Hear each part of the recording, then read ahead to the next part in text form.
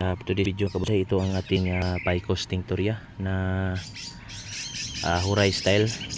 At sa pagkaalam ko mga kabonsay, walang gawa nito dito sa aming lugar, so sinubukan kong gawin siya. Ito pagkalutingan kasi on process pa siya sa pagpapalaki ng kanyang mga trunks at mga sanga, pero palalagahin pa natin ito. Pero pag dating ng panahon ay i-wire natin ito ng kanyang sanga para sa kanyang padding. Ito ang balak kong gawing padding tulad to. So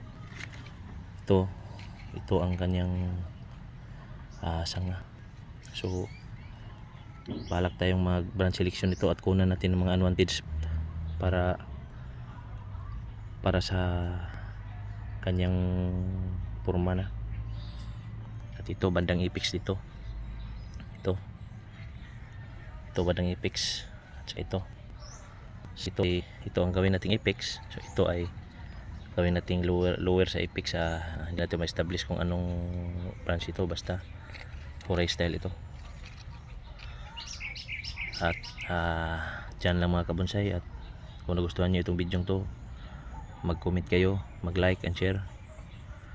Okay mga kabonsay, maraming salamat sa panonood.